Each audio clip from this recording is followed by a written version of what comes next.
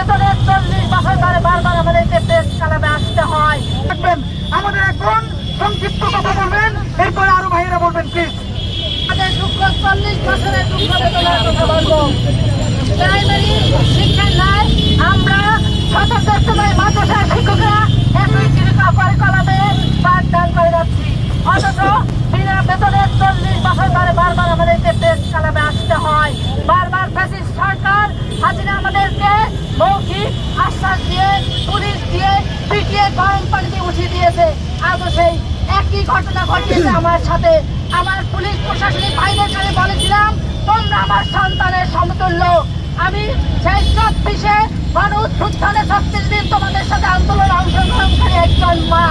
আমার ছেলে মেয়ে এই ঢাকা বত্রিশা কলেজ আমার মেয়ে পড়ে, লালবাগ কলেজ থেকে আমার ছেলে মিছিল নিয়ে বের হয়, ইস্টনপেটে ঢাকা মেডিকেলে ভর্তি থাকে।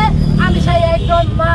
আমি আজও স্বতন্ত্রতায় মাদ্রাসা শিক্ষক হিসেবে আমার দাবি একটাই, আমার স্বতন্ত্রতায় মাদ্রাসা জাতীয়করণ যাতে সফল হয়। আপনারা সকলে আমাদের পাশে থাকবেন। এ পর্যন্ত যত দাবি আদায় হয়েছে আমার সাংবাদিক ভাইদের সংবাদ দেশে বিদেশে ছড়িয়ে দেওয়ার মাধ্যমে সফল হয়েছে। তাই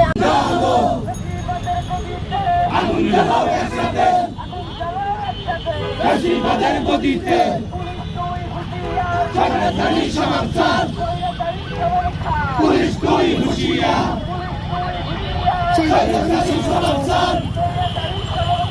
পুলিশ তুই হুঁশিয়ার,